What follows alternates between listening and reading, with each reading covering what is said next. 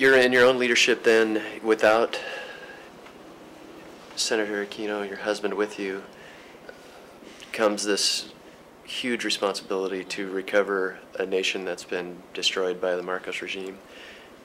Can you tell me about the loneliness and the responsibility?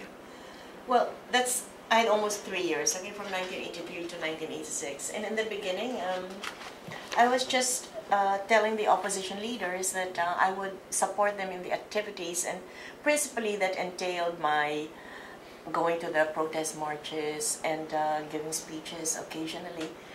The first big decision I had to face was in 1984, or a year after my husband's assassination, when Marcos called for elections to parliament.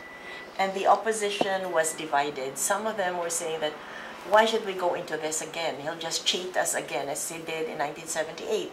And then there were others who were saying, no, let's take advantage of this, because then it gives us at least a chance to speak out openly, and we will not be arrested, because after all, Marcos had said that, this will be a time for open discussion, or whatever he meant by that. Anyway, I was really very much troubled by that, and I kept praying, and in fact I was saying, I hope you can appear to me in a dream, because I'm having so much difficulty.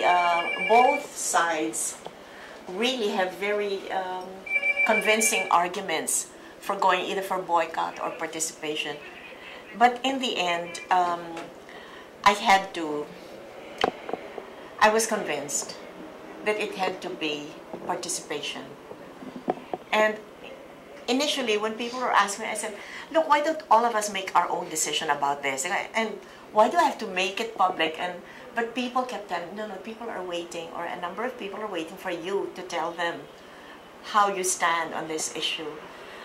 So finally, I had to do that, and I requested a Catholic radio station if I could read my statement, and they could broadcast it. And so... Would that be broadcast to... Does that go to the whole country, generally? I guess almost. Yeah. But anyway, it was the only yeah. way I could deliver the message. And after that, I got really some terrible mail.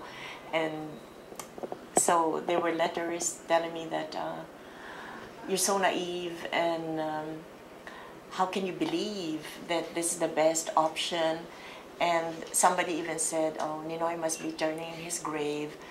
You didn't seem to learn anything from him. Oh, it really, some very painful things. And I said, well, anyway, I am convinced that this is the right way.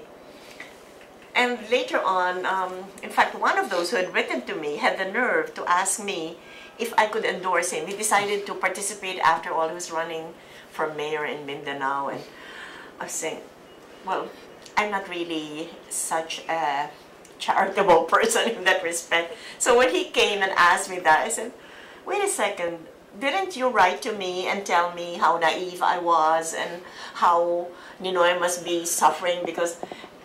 So I said, no, I can't endorse it. No, ma'am, I never wrote you that. Isn't your name so-and-so? And he said, yes, but maybe somebody else wrote that. And I said, oh, look, let's just forget it and just get somebody else to proclaim you as or endorse your candidacy. It was like that, and during that time, I was not a candidate myself, but I campaigned, must have delivered at least 60 speeches. I went throughout the country, and where we had candidates who had asked me to help in their campaign, I did so. And it gave me a chance also to tell the people what exactly had happened during martial law, because most of them were in the dark. I mean, they didn't know. Well, maybe they knew Ninoy, but they weren't too clear about exactly what detention in a military camp is all about. So I told them that, and I was saying that I don't want what happened to my husband to happen to any of you. And also, I don't want your children to suffer the loss of their father. And all of us, I hope, can work together to bring about a change and to restore democracy in our country. So I would be saying the same speech everywhere, but anyway, since most of them had not heard it, that was my, I suppose, I was no longer nervous, okay, facing crowds. It was before that, when my husband ran during, well, he was running from prison, and we had to substitute for him. It was my youngest daughter, who was 7 years old, who didn't mind giving speeches, and she gave, I counted 70 speeches, and she would, a friend of mine who was a radio announcer was present when I introduced the candidates of the opposition, and he volunteered to teach my daughter how to give a speech in Filipino. And I asked her first, do you want to do it? And she said, yes, I do, Mom. And so she went all over, and she was a hit, because how many 7-year-olds do you have who can speak like that? And in fact, the women who would listen to her really were always in tears. And her speech was quite simple. She said, I'm Cory Aquino, I'm 7 years old, but for almost 6 years, my father has not lived with us because he's been in prison. So please help us, help my mom, help my brother and my sisters, so that we can be a family again, and give my father the opportunity to serve you once again. And then she would recite the 21 names of the candidates of the opposition, which she could easily do.